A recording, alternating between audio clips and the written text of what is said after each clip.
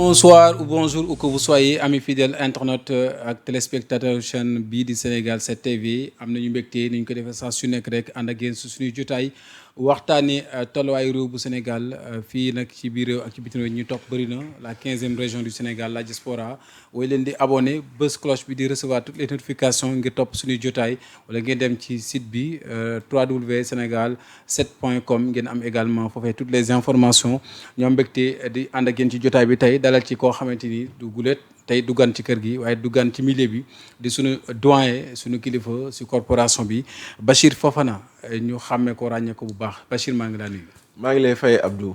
borom ñibi. waaw mbar borom mbar. barki. sorewuñ de man ak yow semaine booy dem fa ngay jaar. waaw moo noonu sama yoon nag. voilà gis nga tali bi ni mu neexee. moo taxit yoon woowu rek. péage la am péage la péage bu amul oto. bu amul xar bu amul doo daan amul dara.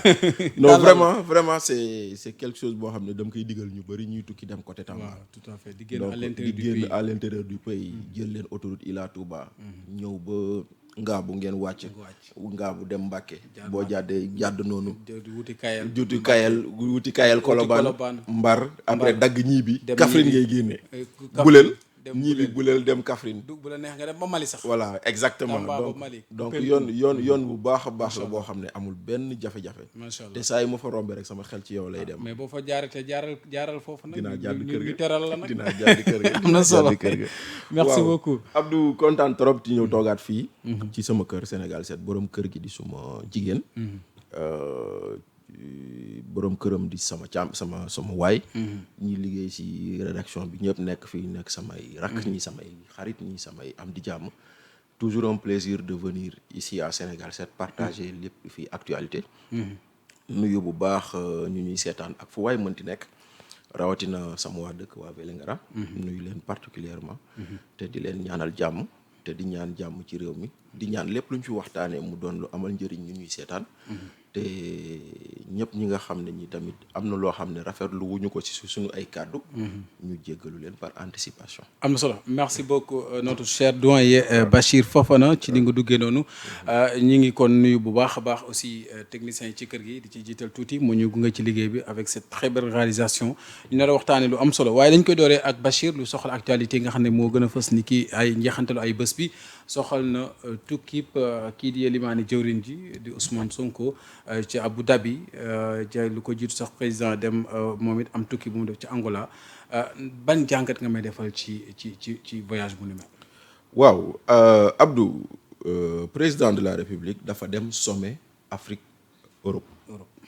donc sommet Afrique-Europe yàgg na am bii yoon dañ koy organiser Europe bii yoon ñu organiser ko Afrique dañuy dajale chef d'état africain yi ak chef d'état européen yi ñu wax ci wàllum coopération développement partenariat donc c'est un agenda officiel disons c'est un agenda inscrit dans le calendrier de voyage du président parce que Assemblée générale des Nations Unies dafa am période am sommet Union africaine dafa am période am sommet Afrique Europe bi dafay am période am sommet Chine Afrique day am période am yu mel noonu nga xam ne ay agenda fixé la xam nañ ni par exemple weer wii waxtu sangam président war na dem donc période boobu noonu ainsi de suite donc de ce point de vue amul problème maintenant sunu premier ministre moo tukki dem Abu Dhabi mu am plusieurs interrogations bu si njëkk Abdou moo di ni premier ministre bu daan tukki dañu ko daan yëgal à travers le service de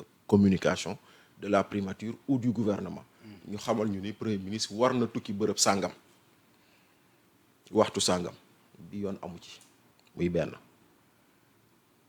ñaareel bi lan la fay def kenn xamul ndaxte ñii bokk Pastef seeni wax ñoom seen biir déggooguñu président de l'Assemblée nationale nee na dafa wuti xaalis te buy ñëw dina indaale sax pour Sénégal waaw pour Sénégal donc ñu ngi xaar loolu ñu dégg directeur port mun nañu dafa dem umra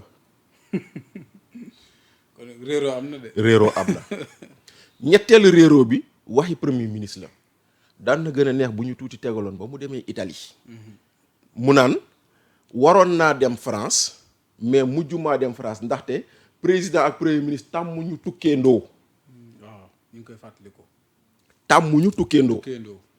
mooy maanaam président bu tukkee premier ministre du tukki premier ministre bu tukkee président du tukki loolu lay tekki mais bii yoon ñoom ñaar ñëpp a tukkeendoo.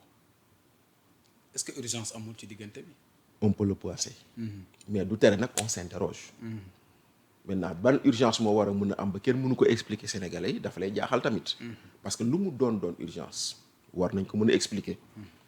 te nag gis nañ ci ay vidéo yu génn gis nañ ci ay photos yu génn mais yooyu voyage yu septembre bi jàll la de. loolu sànq rek maa ngi koy amuñu ma koy wax. voilà voyage yu septembre bi jàll ba léegi on n'a pas une image d'atterrissage du premier ministre. on n'a pas encore parce que njëkk na faa dem lu jiitu dem. septembre bii jàll la.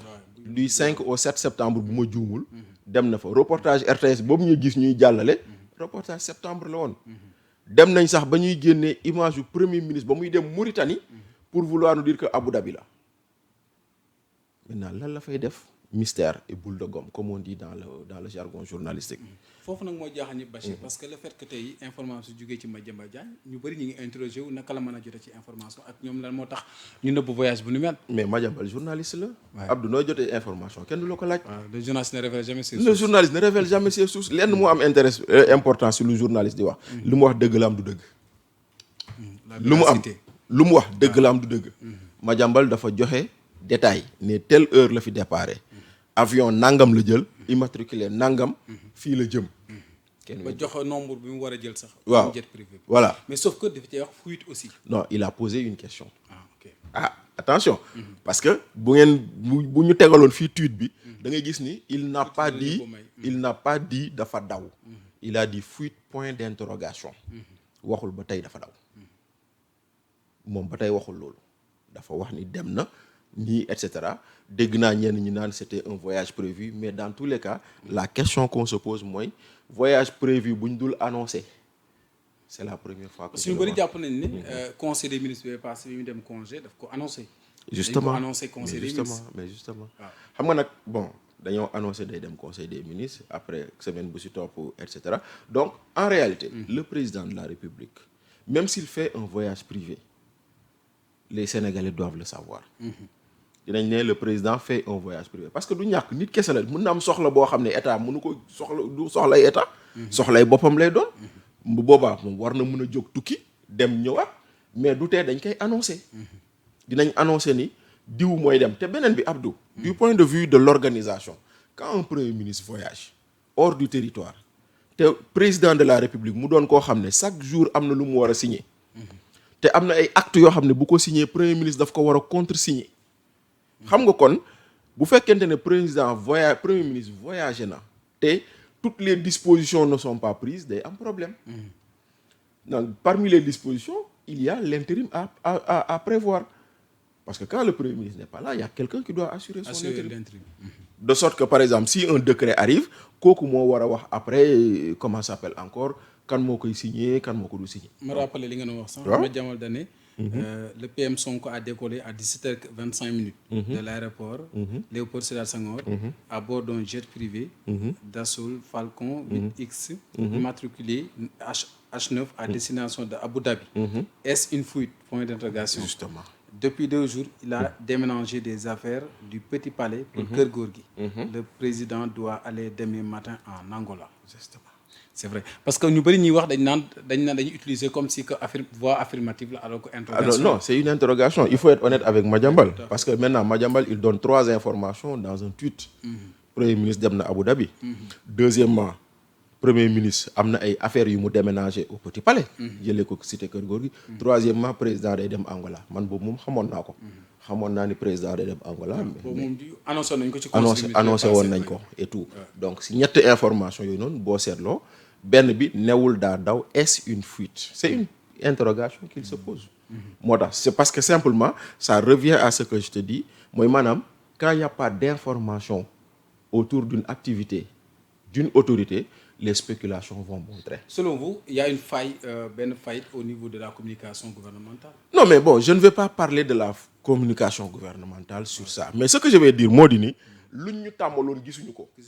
dañ ñoo tàmmaloon premier ministre buy dem Burkina ñu ne ñu premier ministre dina dem Burkina dañ ñoo tàmmaloon premier ministre buy dem Mali ñu ne ñu premier ministre dina dem Mali ñu ne ñu premier ministre dina dem Chine ñu ne ñu premier ministre dina dem Turquie ñu ne ñu premier ministre dina dem Abu Dhabi premier ministre dina dem Italie mais bii yoon dañoo xëy rek dégg ni premier ministre tukki na te amul benn canal officiel bu ñu ko wax lu dul journaliste moo ñu ko wax donc moo tax ma ne man quand un journaliste dit quelque chose ce qui m'intéresse c'est pas fu mu ko jëlee mooy lu mu wax am naam amul man loolu moom voilà maintenant loolu mooy lu may intéressé maanaam aujourd'hui xam nañ ni premier ministre voyagé na ndaxte gis naa si ginnaaw ñenn ñi di jéem a rafetal wax ji naan woy premier ministre voyage bi c'était prévu c'était un voyage officiel mais prévu te kenn xamu ko voyage officiel kenn xamul lan la fay def egg na barki démb ba tey la xaw ma démb ba tey kenn déggul dara amul benn communication bu si am waaw waaw di gisuñu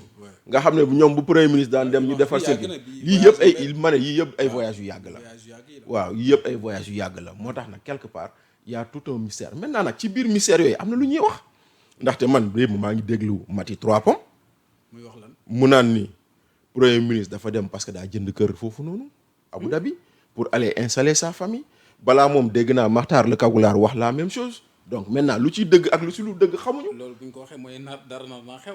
mais non dara xew na ba pare Abdou maintenant fan la ñu jëmee. non dara xew na ba pare léegi fan la ñu jëmee moo des waaye dara xew na ba pare. waaw dara xew na ba pare ndaxte tey jii nii bu leen fàtte ni diggante président ak premier ministre neexatul. loolu moom ku. moonte ñuy wax déjà nag ay jubóo ak ay nangam. waaw mais d'accord mën na am jubóo mën na am mais xëy na tey même bu jubóo ñu amee. mën na am la confiance est rompue. mën na am la nu mu tudd nan laa la ko mën a waxee mën na am la jot a damm. damm na ba pare. même si boo ko taxalee waatee. mais béy wéy na mbuus rek. béy wéy na mbuus rek voilà donc maintenant dara am na. maintenant la am nag la ko indi lañ ñu bëgg a jox comme prétexte loolu ay waxi naxe mbaay la. ndaxte bu laar nu dire que kay jiite coalition moo nekk l'origine de leur problème non mënul doon loolu Abdou. ku mel ne Aminata Touré. non mënul doon loolu. ah du tax mënu koo doon. Ousmane Sonko dañ ko fal premier ministre ñuy war a dem élection législative mu ne leen yéen waa Diomaye président ànduma ak yéen. waaw loolu moo ko wax moom. sama liste parti laay demee sama turu parti laay demee. Pastef les Patriotes. ku mu neex ñëw ku mu neexul na dem. ñu si d'accordul dañoo dem def seen liste. dégg ngeen fi ay Ahmed Diallo ay Maître Moussa Diop ak ñeneen ñoo xam ne. ñoom Diomaye président lañ bokk.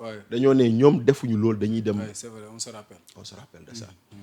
kon yow coalition boo gëmul. gox yu bees Ahmed Diallo waaw gox yu bees Ahmed Diallo coalition boo gëmul. coalition boo wóoluwul ah Abdou. bu fekkente ne dañoo war a xëccoo kan moo war a jiite coalition boobu te yaa war a jiite xëccoo boobu am na leneen luñ la waxul. parce que yow musoo gëm coalition boobu. kon dafay xaw a paradoxe un peu. non maanaam c'est un prétexte qu'on nous sert. boo liree les nouveaux contes d'Amadou Koumba. Amadou Koumba. am na fa texte bu Birago Diop bu tudd le prétexte. le prétexte moo di dafa am benn borom alal bu nekkoon Kajoor. am alal lool benn naar dégg ko turam ñëw gane si ko.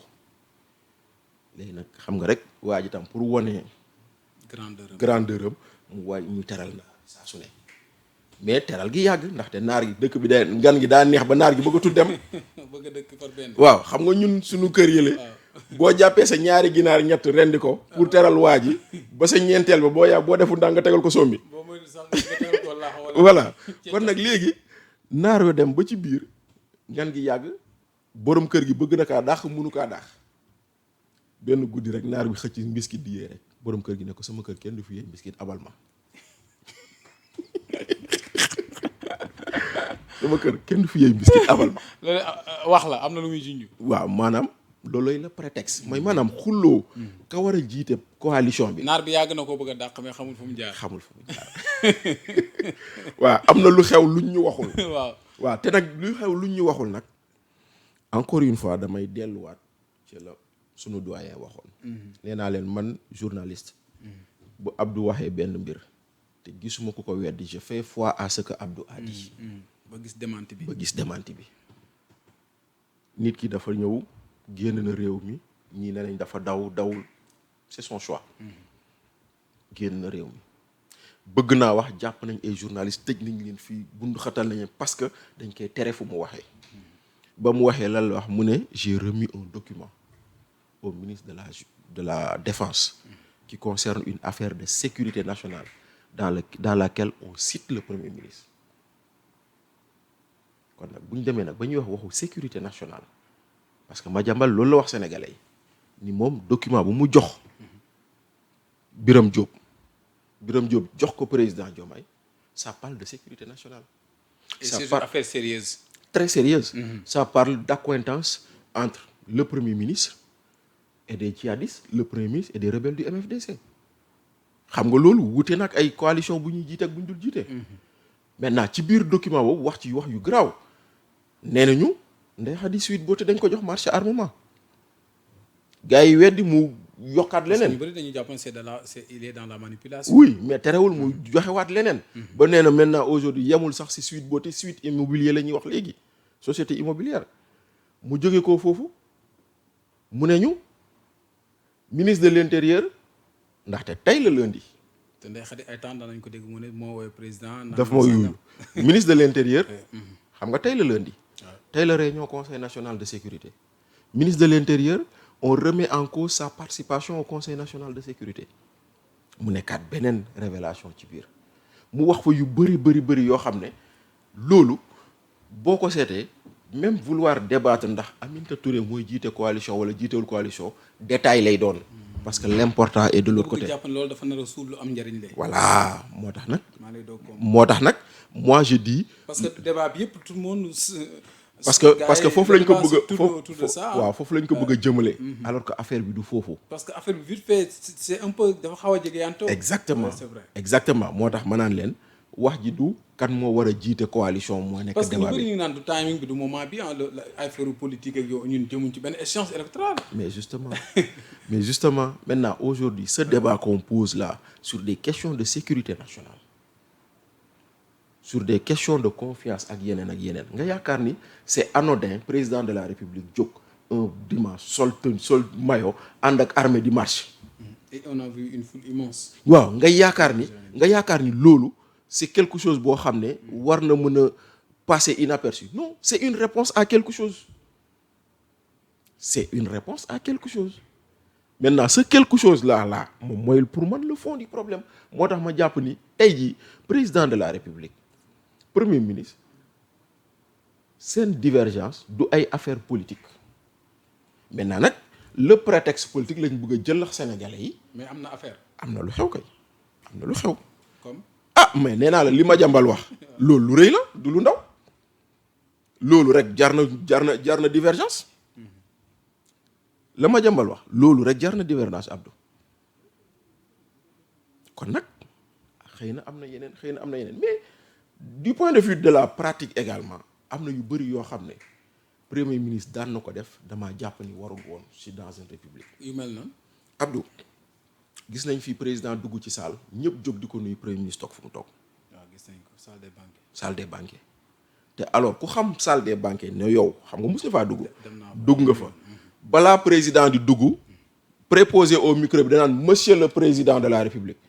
nit mënta ne déggul ba ñuy wax président muy ñëw. buy ñëw kay dañ koy annoncé. dañ koy annoncé ñëpp jóg ba mu ñëw ba toog ñëpp soog a toog. s'il vous plaît monsieur le président de la république. voilà kon nag bu ñu demee nag ba président de la république di ñëw ñëpp toog taxaw kenn kott dong toog day am lu mu lay won nga jógee ko foofu noonu ñu ne la cérémonie avec les militaires ñu war a jël photo de famille ñëpp di xaar premier ministre te alors que président la war a ñëpp war a xaar. moom la ñëpp war a xaar. nga gisaat loolu tamit. su ma jumul benn camp la woon fii ci Dakar. si benn camp fii ci Dakar. nga jógee kooku waat foofu noonu. nga toog nga dégg premier ministre bu ne boo mënul jox leen ma xaw ma defe naa nan la ko waxee woon. waaw le pays n'a pas d'autorité. le pays n'a pas d'autorité dañ ma bàyyi ma gouverner. nga jógee ko foofu sa président toog président réew toog mu xool leen ne leen yéen président yi vous manquez d'autorité. nga jógee ko foofu noonu nga gis ay nit ñoo xam ne dañ leen identifier comme des fidèles du premier ministre taxaw team président wax ko lu ne. ci kaaw Samba Ndiaye. Samba Ndiaye ñu décret kii nga ne du fi am. waaw léegi yow décret bi la fal. moo fal Samba Ndiaye nga ne lu tax muy fal Samba Ndiaye. jàppoo ne rupture boobu lañ bëgg a wane ne doole ji président daan am ci nguur yi fi jàll ñu fexe daal. doole jooju non déedéet xam nga rupture façon la c'est-à-dire que dafa am même booy wane rupture am na noo koy wane président de la république moo yilif ñëpp. chef suprême des armées. moo yilif ñëpp moo yilif la ñëpp. personne morale de la nation. voilà c'est la personne c'est-à-dire que bul xool ay atam bul xool ñàkk dayoom bul xool tuuti waayam. xoolal lu muy incarné. nee naa la tey jii bu sëñ Mountakha jógoon di romb président jóg di romb. maa ngi rappelé sëñ Babacar Sy mosoon na wax ne Mansour ne. moom rek gone moo la mën a yónni tey nga dem. waaw lu mu nekk nag gone bu la yónnee nga dem. wax na dëgg. nee naa la tey jii bu sëñ Mountakha jógoon. di dem président Diomaye jóg dañ naan sëñ Mountakha xaaral président Diomaye mu yomb. c'est l'autorité suprême. c'est l'autorité suprême. tey jii sëñ Babacar Sy Mansour boobu ngay tudd bu jógoon président yónni ko day dox dem. xam nga ñun xalaatuñu naan dañ koy yónni. oui ñëwuñ ko sax. mais c'est parce que c'est ça être président de la République. parce que si nguuru suñu borom. waaw dañ ko jox te ñoom dañoo nangu dogalu suñu borom. dañoo nangu dogalu suñu borom. am ay nitu yàlla yëpp dañoo nangu ni. tey jii kii mooy kilifa réew mi.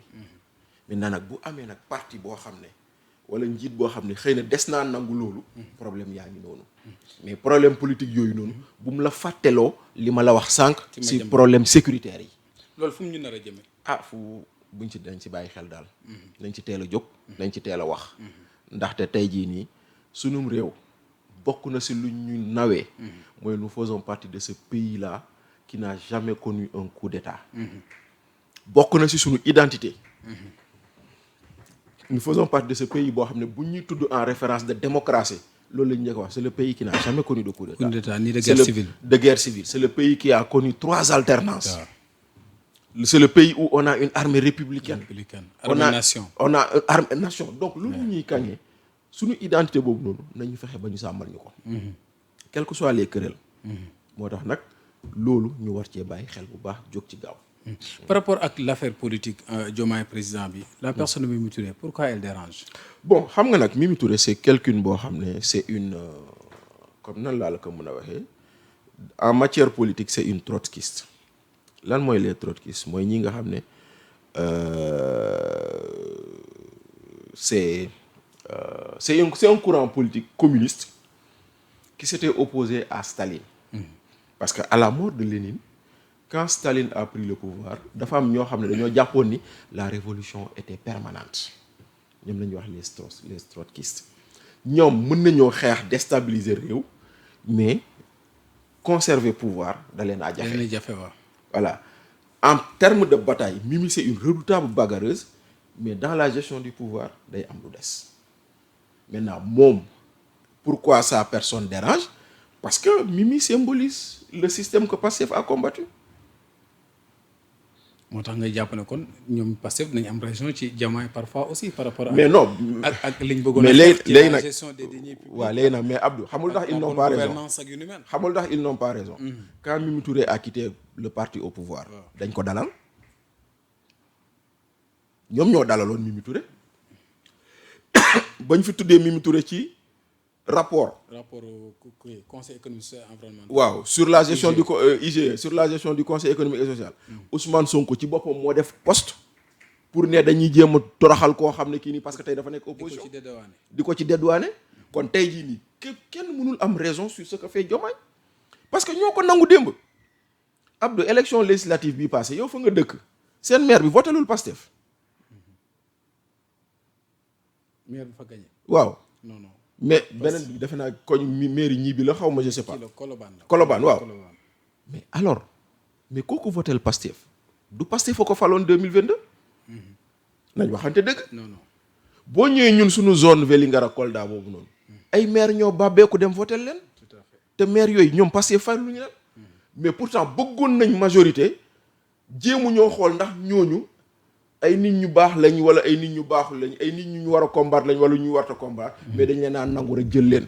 kon moo tax tey jii nii on ne peut pas vouloir dire Mimi lu muy def nii la wala ne la ça ne va pas dans l'idéologie de Pastef démb ça n'allait pas dans l'idéologie. et pourtant ils l'ont accepté. est-ce que boobu amagul nañu ne léegi est-ce que nekkuñ dañoo ñëw jot dossiers yi parce que boobu ñuy accéder au pouvoir xam dëgg mbir yi fi mu nekk. non grand xoolal. parce que mi ngi wax rapport yi mu téye gis na rapport yi kaay ma xamal ñu leen xam am na yoo xam ne nii.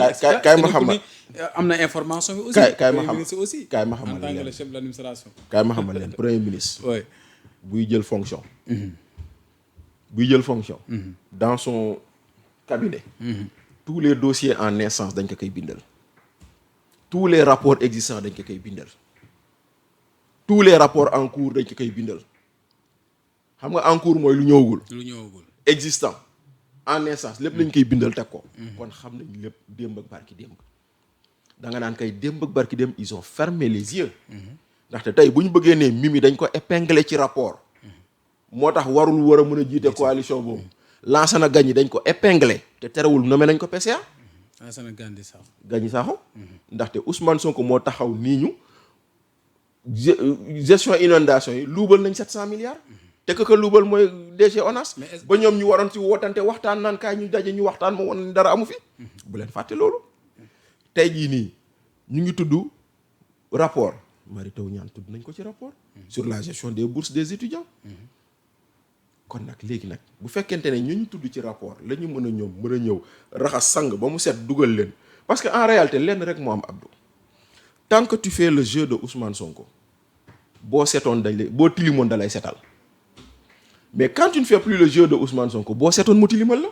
pourtant loolu ancienne méthode bi la woon de. mais moom la def de moom rek la def. soo waxee loolu day mel ne changement amagul. non mais rupture amagu fi changement amagu fi fu mu toll nii on nous a vendu la rupture pour nous faire du puusal ma toog.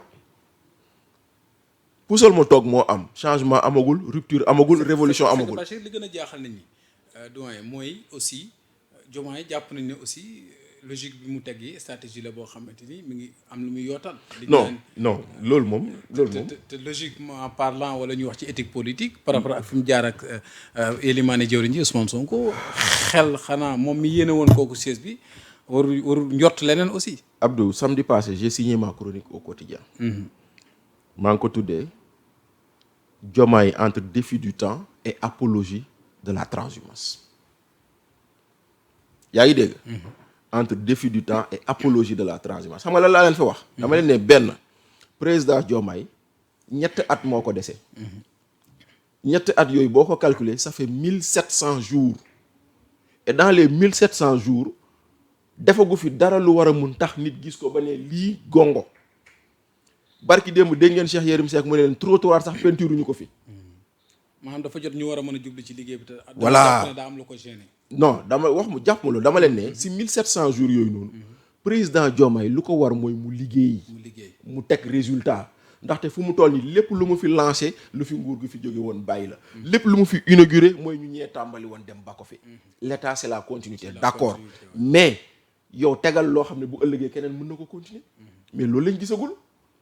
kon nag aujourd'hui ñii bëgg dugal ñu dans des querelles politiciennes nañu xam ni le président a rendez-vous avec l'histoire et que moo di ni au moment du bilan dañuy naan président kaay yow ak premier ministre Ousmane Sonko ndaxte dañ ñoo jaayoon Diomaye mooy Sonko mooy Diomaye donc le bilan ñoo koy bokk. waaye boobu kay soppeeku na léegi. léegi nag non soppeekugul de ñoo ko bëgg a soppi waaye soppeekugul. maintenant comme Diomaye mooy Sonko mooy Diomaye. à l'heure du bilan ñoom ñaar lañ koy laaj. dinañ leen laaj lan ngeen defoon ci juróomi at yu ñu leen fi bàyyee. ils sont tous comptables. ils sont comptables et responsables. maintenant nag par rapport à ça may leen président mu def liggéey moo gën ngeen bëgg dugg ci ay querelle politique yi looluy benn partie chronique bi. beneen partie bi ma ne leen président de la république la mu bëgg a def di ko jiital Aminata Touré mu defal ko mooy ñu moom waa Pastef la ñu bañoon. mooy transhumance la parce que ouverture du dara waxin la rafetal la c'est de la transhumance. Le Pastef aujourd'hui avec Diomaye ils sont en train de bénir la transhumance. te dañ ko fi doon bañ. la preuve fàttaliku leen ba ñu fi falee Samba Ndiaye ba waa Pastef yuuxu lan la Diomaye tontu woon sénégalais yi da leen ne woon Samba Ndiaye boobu dafa ñëw ànd ak ñun pour conquérir le pouvoir. pour pouvoir nous dire que c'est pas un transhumant. loolu la ñu waxoon kon tey ñii nga xam ne ay. Mohamed Diété président conseil départemental bu Bounkiling à nu mu tuddati dans le Sédhiou keneen ak keneen ñii ñëw nga xam ne c'est des hommes et des femmes identifiés à pair. mais Bachir boo xoolee image yi. d'ailleurs grâce à cette belle illustration da ngay jàpp ne aussi gars yi dañuy njort sax benn Bokk Yaakaar bis parce que on a vu des responsables de l'APR de l'Alliance pour la République yoo xamante ni ñu ngi ci coalition. mais loolu laa lay expliquer c'est-à-dire que ñett yëf la. benn bi président de la république ak son bilan beneen bi c'est bénir la transhumance ñetteel bi Mimi Touré mission am xam nga lan la tas APR tas APR alliance pour la République. tas APR mooy mission. waa nguur gi ñu ngi ko bëgg lu mu ciy njëkkantu. mais fu mu non xam nga fu mu toll nii tas APR c'est pas dissoudre APR en tant que parti. mais ropot ñu fa nekkoon. roppit ñu fa nekk yóbbul leen Diomaye. vidéo ko daal. vider l'APR de sa substance pour l'amener vers Diomaye. est-ce que dina doon image bu baax ci réew moo xamante ñi ñu fal dañoo jàpp ne ñi fi jëlee kat amoon na benn vraiment. non boo ñu nee ñii ay sàcc lañu woon. boo ñu nee ñii ñoo sàcc ñoo jaxase réew mi ñoo ñu yóbbee 4e sous-sol bu ngeen fekk réew mi. ñii defuñu fi dara bu dee si ñooñu nga yaakaar pour développer réew mi mooy maanaam 4e sous-sol boobu nga fi fekk boo deful nag ñu yóbbu ko 10e sous-sol. loolooy wax ji. maintenant nag ñoom seen ouverture bi. au lieu ñu dem ubbeeku vers des personnalités yoo xam ne xamuñu politique. musu ñëw politique ñooñu ñëw taxaw am base am légitimité ils sont allés voir ñii nga xam ne c'est les recyclés de la politique. loolu moo tax may la mission Mimi Touré. ak noo ko mënti tuddee c'est une OPA muy offre publique d'achat sur l'APR. Mimi Touré lu ko tax a jóg mooy tas APR. tas APR boobu nag du lenn lu dul seeti nit ñi benn ma wax la benn de Magay Boy maire de Xombol. gis naa ci Fally Seck même bu. voilà maire bu Richard fële. voilà. Richard Toll. waaw Fally Seck fii. Fally Seck mi ngi. voilà yaa ngi dégg jóge nga foofu noonu ñu ngi waxi jéyte ñu ngi tudd ay maires dans nos communes là ak yooyu et cetera ñoom ñëpp c'est-à-dire que aujourd'hui c'est de la transhumance. mais nag ñëpp a ngi naan ñooñu aussi dañu mën nañ dem parce que suñu temps Macky Sall ñoom mën nañ dem mais base ba du dem. non mais loolu. mais waaw c'est-à-dire. lu Thierno Diop di wax am na ñu ñuy peese ak ñu ñuy wàññi. fu mu toll nii ñoom dañoo nekk di wàññi peesee guñu mais ñu ñuy wàññi ça de la symbolique en matière de communication symbolique boobu moo ci am solo pour l'instant parce que pour dire le maire de tel rejoint la coalition Diomaye c'est une symbolique en communication. Maintenant reste à savoir est-ce que maire boobu di dem yóbbaale na conseil municipal bu mu nekkandoo woon wala yóbbaale na population dëkk bu mu nekkoon loolu beneen débat la. mais au moins la symbolique est là. L'image parle, la symbolique parle. Donc voilà un peu. Maintenant loolu nag tey jii nii nag day woroo ak lii Pastef woote woon bu leen fàtte ni nag ñoom ñoo ñu ne woon nag transhumance baaxul ñoom ñoo ñu ko waxoon de. yàgg nañ ko wax de. voilà mais malheureusement nag dañ koy wax di jëfee leneen. moo tax du ma ci mere Diomaye ndaxte nee naa la élection législative transhumance bu rëy moo am demal département de Mbacké. demal département de Mbacké Gallo Ba en tant que maire de la ville de Mbacké ak yeneen 13 maires yu nekk dans le département ñoom ñëpp dañoo bàbbeeku ne Pastef lañu votel loolu lan la lu mu tudd jege na transhumance nu mu tudd lu dul transhumance nga dem Kolda Mame Boye Diao taxaw ñëpp taxaw ak ay maires ñu ne ñun ñëpp dañuy votel Pastef transhumance la nga dem feneen ak feneen kon nag tey jii nii nag moo tax may leen ba leen transhumance arrangé jël nañ ko noppi kon tey du ñu toog ba tey ñu am beneen transhumance boo xam ne c'est pour créer une coalition autour du président te ñoom waa Pastef d'accord na suñu bor koo ŋàññi ñun mën nañ koo ŋàññi parce que démb dañoo newoon baaxul tey baaxul waaye ñoom ils sont disqualifiés pour l'affaire. Cheikh Bara yi jàpp ni pexe yi Diomaye la ngir galgal premier ministre. xam nga nag pexe yi Diomaye pour ngir galgal premier ministre est-ce que premier ministre deful pexe pour galgal président c'est-à-dire que boo waxee loolu rek war a wax lu ci des. bu dee président Diomaye dafay teg ay pexe pour galgal premier ministre posez-vous l'autre question mooy est-ce que premier ministre tegul ay pexe pour galgal président ndaxte for nañ ci weewu béy nii Diomaye dañ koo tabb un groupe de députés dem seeti ko ñëw ne ko dañoo bëgg nga jël engagement ni 2029 doo suñu candidat Sonko mooy doon candidat. Ah bon loolu for nañ ko ci weewu béy te bizarrement ñi ñu tudd ci ñu demoon seeti Diomaye ñëpp ñu nekk ay ñoo xam ne ñu jege premier ministre lañ. Diomaye ne leen yéen da ngeen maa fal toogaguma sax ngeen bëgg ma waxu 2029 du ngeen ñu bàyyi ba ñu liggéey ba pare. xanaa ko loolu tax keroog muy tontu naan dinañ ko xaar lu yàgg du ci wax. ah très bien loolu indi woon wax boobu waxi mandat di ngeen ma ci xaar lu yàgg du ngeen ma ci dégg mais tout le monde sait que Diomaye cherche un deuxième mandat même si moo ko waxu ko parce que koo may benn kay mu laaj ñaareel bi c'est tout à fait normal. bu dee ki waroon a dem moo waroon dem am nañu jàpp ne moo ko gàllankoor kay. te li ko gàllankoor dañagul ba tey. app naa wax. déet lu ko gàllankoor dañagul ba tey.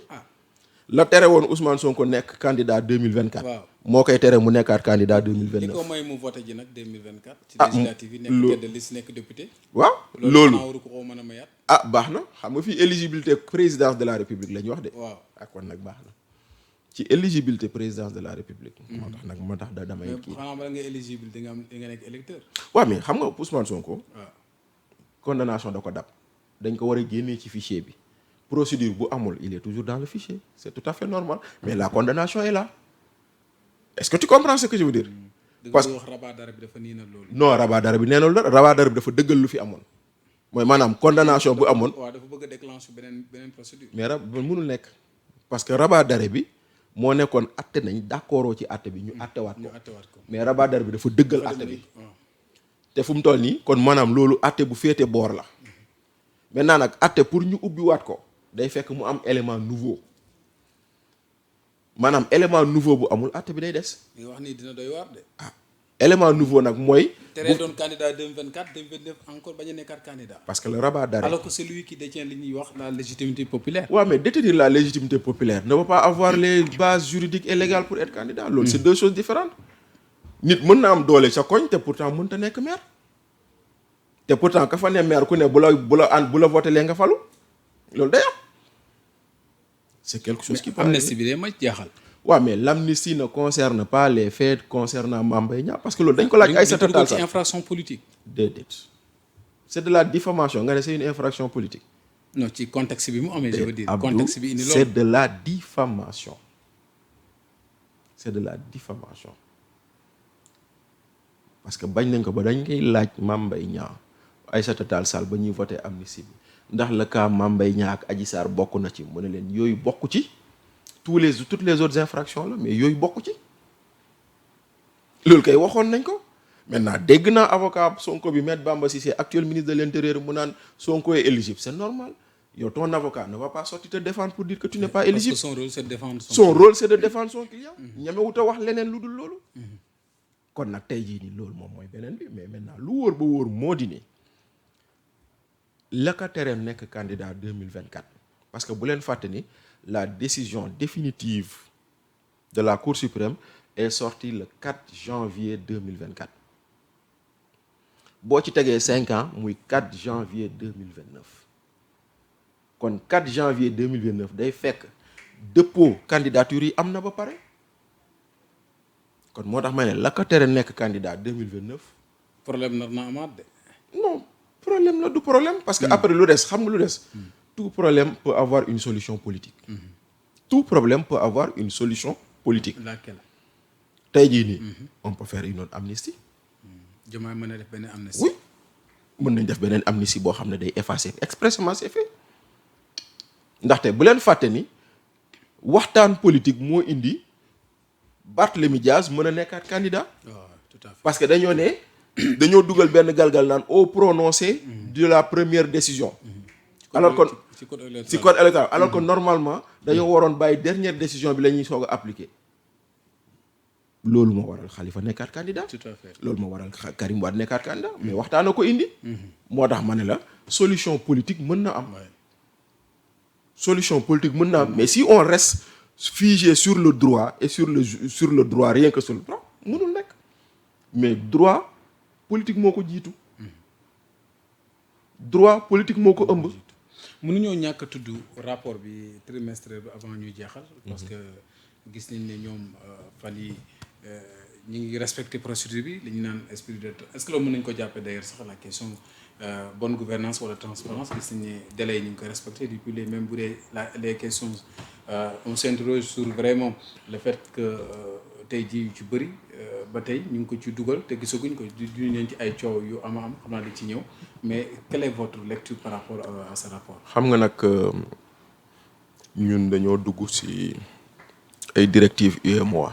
ay normes UEMOA boo xam ne dafa am lum ñu digal.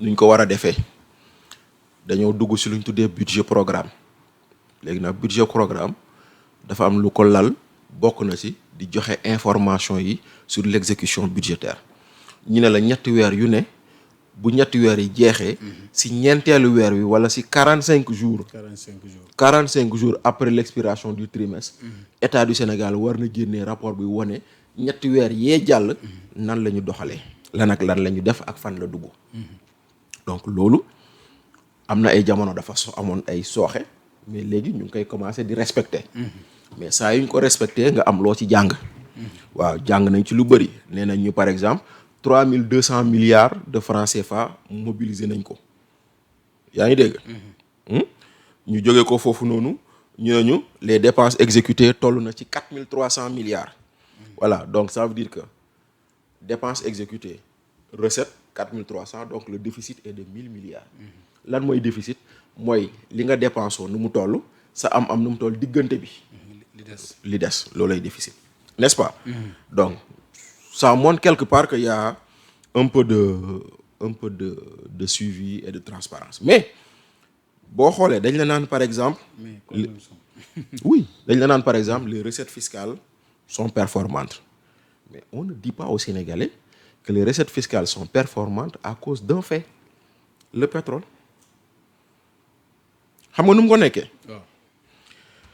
Sénégal day jënd pétrole day jënd gaz bitim réew indi ko fii nii pour suñu butaan yi et cetera parce que le pétrole et le gaz que nous utilisons actuellement que nous avons sur nos terres le plus souvent c'est exporté mais ci diggante bi le baril a baissé le baril a encore baissé ay dëkk yu ñu wër parce que le cours mondial du baril de pétrole a baissé ñoom wàññi nañ seen prix essence ak seen prix gasoil Côte d'Ivoire wàññi na si diggante ñaari at yi ñaari yoon suñu kaw essence ak gasoil Mali même Mali gi donte am nañ problème wàññi woon nañ waaw Mali nga xam ne pétrole am essence am ak gasoil am suñu port lay jóge def 700 kilomètres dem ñoom ñoo ñu gën a néew lépp lu ñuy jëndee pendant ce temps nous on est resté sur les prix yu fi Macky Sall bàyyi woon conséquence bu fekkente ne da nga doon dem ci marché mondial bi di jëndee benn mbir 1000 francs exemple ñëw di ñu ko jaayee 1500 yaa ngi dégg mu dem ba léegi la nga daan jëndee 1000 francs yaa ngi koy jëndee 700 wala 600 te yow wàññi woo kon sa marge du bénéficiaire day yokk est-ce que yaa ngi gis bu baax li ma wax sa marge day yokk donc foo doon jëndee 1000 francs am téeméer de marge léegi yaa ngi jëndee 500 am 1000 francs de marge donc tes recettes vont augmenter donc y a pas une performance extraordinaire bu tax recettes yi yokk. pourtant jàppoo ne ay jéego la donte souverainisme bi la ñu nekk parce que ba léegi nous sommes dans le marché UEMOA génnaguñu ko. lan jéego yi lan. amul benn jéego Abdou. amul dara lu jógee ci biti ba tey. non mais amul lu jógee ci biti. mais sénégalais lañ gën a pressé te sénégalais yi gën a sonn. mais normalement kay bu fekkente ne am na embellie au niveau du marché mondial. sénégalais dañ ko war a ressentir. mais dund bi tey war a am impact ci quotidien sénégalais yi. voilà kon nag tey jii nii même si boo dugalul xaalis na ko sénégalais yi yëg mais sénégalais yi tey lañ gën a sonn tey la gën a njëg yi gën a cher. pourtant annoncé woon nañ ay wàcceeg pétrole. waaw mais loolu day tax tey jii nga comprendre lu tax on a ces recettes exceptionnelles. donc ce n'est pas un travail exceptionnel c'est juste que lañ daan jëndee moo wàññeeku loolu benn la ci biir donc beneen bi on te dit que par exemple les dons sont très faibles. Si tu veux répondre à ta question souverainisme mais le don traduit une autre réalité xam nga mooy lan mooy la confiance que les gens ont vis-à-vis de toi mais bu dee yow da nga budgétiser ni war nga jot 286 milliards de dons nga am juste que 52 milliards de dons ça veut dire que pratiquement 230 milliards jotoo ko ci li nga yaakaaroon ni di nga ko jot. Donc ça traduit la perte de confiance des partenaires vis-à-vis du Sénégal. Est-ce que problème mu rapport caché dette cachée. fa lay jëm c'est-à-dire que la perte de confiance lan moo ko indi suñu ilimaanu jëwriñ mi jiite administration moo ne ñun administration tàppale lañu moo ne ñun on a fait du faux moo ne ñun on a fait de l'escroquerie parce que loolu lay tekki. Maintenant bu fekkente ne Abdou yow da nga yor sa dossier chaque weer nga yóbbu ko banque bi chaque weer sur la base du dossier que tu présentes à la banque bi di la lebal xaalis nga xëy ñëw xool sa banque yi nga ne ko man de la ma la doon jox lépp démb ak barki démb yëpp dama doon fen rek mais boo indaatee kayit la banque bi di wax du la wóolu du la wóolu kon loolu moo ñu dal tey jii nii les partenaires attendent qu'on nous dise dette cachée mooy lan te dette cachée amul dégg naa nee nañ ko wax ñu tëj la loolu la ñuy wax de Bachir. dégg naa ko wax ñu tëj la man nee naa dette cachée amul man nee naa dette cachée amul man wax naa ko. lan moo tax nga ne amul. Abdou dama ko wax ba rapport bi génnee et je continue à le dire. mon discours est-ce que jàpp ñu ne sax loolu wax ko moo tax nit ñi mën a am confiance ci Sénégal. non mais déedéet xam nga tey jii nii loolu day tax yow. kóolute quoi. non loolu noonu day ñàkk kóolute parce que tey jii nii kóolute Sénégal bu nit ñi am ci Sénégal dafa basé woon ci benn structure bu tudd FMI boobu noonu moo doon ñëw di gëstul ñeneen ñi bu ñëwee seet dem parce que bu leen fàtte ni Sénégal. Depuis Abdoulaye Wade, on était inscrit dans une relation sans décaissement avec le FMI. On était inscrit dans une relation sans décaissement. mooy maanaam ñetti weer yu ne FMI da daan ñëw xool suñu finance publique joxe avis boobu tax na ay partenaires dugal seen xaalis ci réew mi noonu la daan demee mais lu indi programme ak décaissement mooy Covid bii ñu jàll. Sénégal amoon ay jafe-jafe ñu dem solliciter programme avec décaissement. danañ wax sax épongement des dettes sax. exactement annulation des dettes affaire yooyu noonu et cetera donc loolu moo indi tey ñu dugg ci programme avec décaissement mais Sénégal mosul woon nekk ci programme ak décaissement ci Ablaye Wade ba léegi donc maintenant programme ak décaissement boobu noonu FMI tegoon ay conditions naan def leen lii yenn yi Macky Sall mi fi nekkoon doon bañ naan defuma ko nii ak noonu mais tey jii nii ñoom ñu ñëw ñu ne non chiffre yu ñu leen jox yëpp dara baaxul te Abdou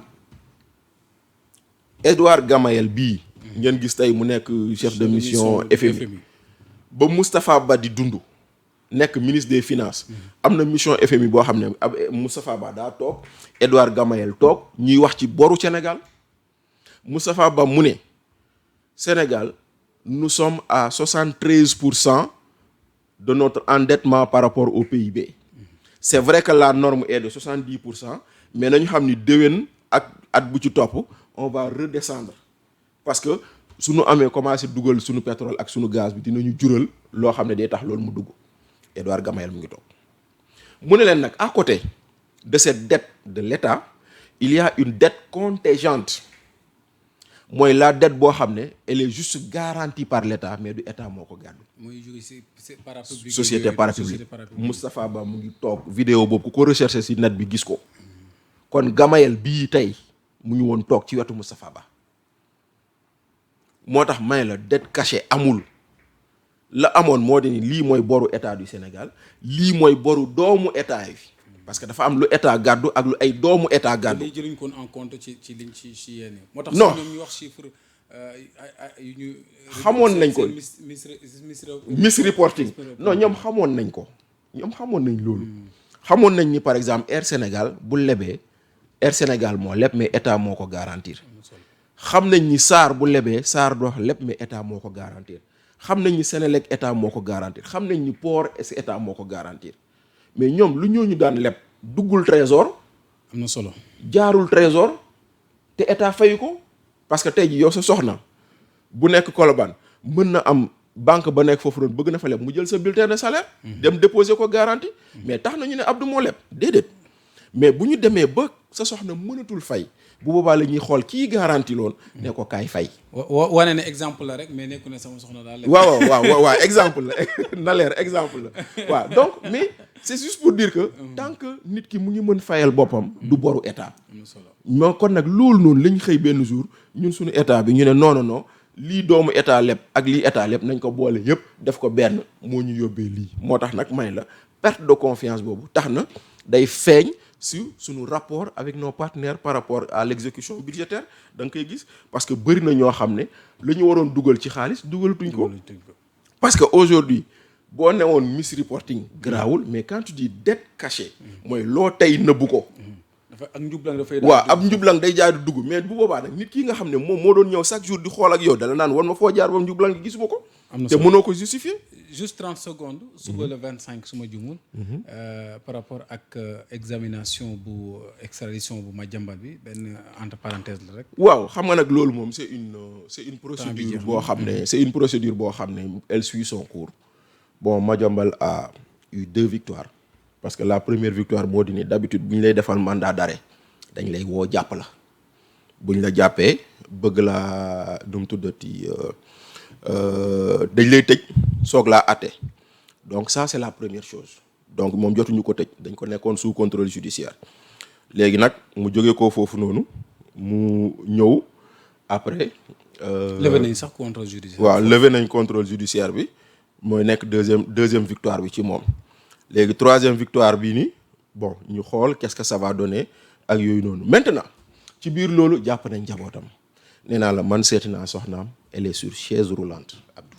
je l'ai vu. waaw elle est sur chaise roulante ci koo xam ne dafa feebar ba ci chaise roulante lay toog te booroo ko fa mën a yóbbu ko mu dem faju moo gën bu leen fa ndogal dalee day métti muy benn bi ay doomam defuñu dara dañ leen bàyyi sëriñam boo du sëriñam sax xaritam la boo xam ne da ko seeti woon rek comme nu ma toogee fii sama téléphone di tàkk sama téléphone ñu borné ko fii ñu ñëw woo la yow Abdou ñu ne la kaay wuyu parce que Bachir Fofana toogoon na sa wet donc voilà ce qui s'est passé maintenant léegi nag moom suba qu'est-ce qui va se passer le juge va dire ndax il extrade ou il n'extrade pas mais lu wóor ba wóor ma jox la ci benn information for nañ ci weewu béy ni état du Sénégal dafa bëggoon weccoo Madiambal ak benn échange de kii personne mise en cause. waaw dafa bëggoon weccoo Madiambal ak benn waay bu ñuy tuddee Addison Borges Lopez. C'est grave, hein? Addison Borges Lopez c'est un Français de 24 ans bi nga xam ne moom il était en cavale recherché par Interpol France ñu jàppee ko Sénégal ba mu jógee koo Cap-Vert mu ngi fii. for nañ ci mu ngi fii Sénégal aéroport bii journal Libération semaine passée mu ngi wax loolu waaw il a été arrêté le 10 novembre dernier. Il a été arrêté le 10 novembre il a fait des crimes au niveau de Cannes loolu lañ koy toppee parce que nee nañ jàpp nañ ni voilà il découvre des enfants séquestration assassinat ak yooyu for nañ ci weewu béy ni état du Sénégal dem na ba proposer état français weccoo waaye état français nee na leen ñun duñu doxee noonu. on suit l'affaire. waaw ñun duñu doxee noonu. am na solo kon loolu mooy benn boo mën a wax beneen bi tamit. ci wàllum Madiambal Diagne ñu tàmbali ñuy xoj. jeex na sax. waaw jàppal ni tey jii nii muy Madiambal muy général Moussa Fall dañ leen a bëgg a relier au dossier des 2 militaires disparus. Fulbert Sambou ak Didier Badji ndaxte. jàpp nañ ci kenn as benn jigéen di Jérôme Bandiaky kooku dañ ko jàppoon bu yàgg. mais ñu dem ba ci biir woo ko inculpé waat ko de meurtre d'assassinat et de séquestration ndax lan am na benn soxna soo xam ne nee na Jérôme Bandiaky moo ko doon séquestré di ko sàkku di ko tëddee si kooku la déggee ñuy wax ni ba tudd Madiambal ak Moussa Fall mooy maanaam xëy na dañoo njort ni lii du sotti ñuy ut feneen fu ñu langaam yeneen charge mais lu mu ci mënti doon attention. Merci beaucoup Bachir Fofana toujours excellent égal à lui-même ñu ngi lay jaajëfal. jërëjëf Abdou. merci beaucoup merci vraiment ci invitation bi ci dalal bi te di xam ni rek toujours c'est un plaisir. jërëjëf de partager un plateau avec toi feneen la woon démb. mais tey fii la waaw macha allah macha allah. il est toujours là notre cher doyen. Bachir Fofana toujours également très ouvert et très open. veuillez nous contacter toujours si également Sénégal 7 bu ngeen soxlaa lépp lu jëm ci seen i événements. moo xam ay annonces yu ci mel. waaye tamit di la ñu seetaan tout le temps ci sunu chaîne bi Sénégal 7 TV di gën di abonné topp information yi en temps réel ak site bii di sénégal7.com jaa ngeen jëf ci coordination bi ñëpp ñu ci jàpp ba mu yemb liggéey bi jaar yoon waaye tamit jaajëfal réalisation bi ak tuuti ci liggéey bi mucc ayib ak l'équipe technique ñoom Thiaw production bi ak ñëpp ñi nga xam ne ñu ngi ci rek en tout cas ku lim juum di leen jox dox daje ci beneen jotaay bu soobee suñu borom.